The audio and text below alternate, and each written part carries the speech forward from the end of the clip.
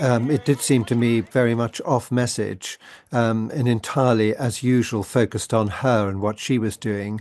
And she professes to be extremely happy. Well, I'm delighted to hear that because I'm not sure how happy she's made other people.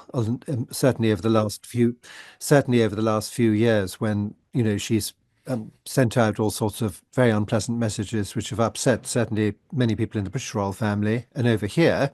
And so to use an occasion like that to, one, promote your own Netflix show, and two, to profess that all is well in the world and that you're happy and your children are happy and everybody else is happy, does seem to me, to some extent, rather inappropriate.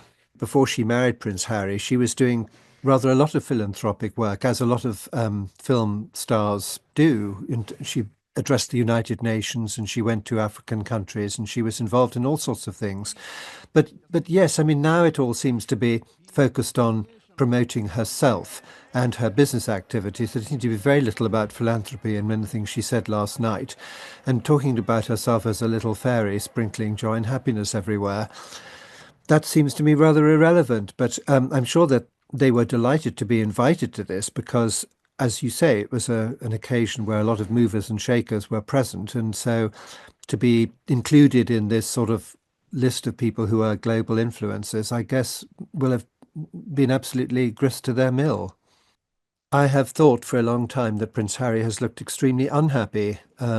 He's a very different man than he was when he was a working member of the royal family and putting things into life. You're usually happier, if you're putting things in rather than taking things out. I mean, it's a simplistic thing to say, but it's usually the case because you're actually doing good for other people.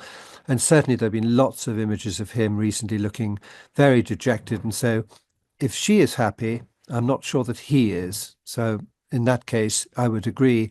It did seem to be rather pushing out, a message which wasn't entirely all-encompassing, if I can put it like that.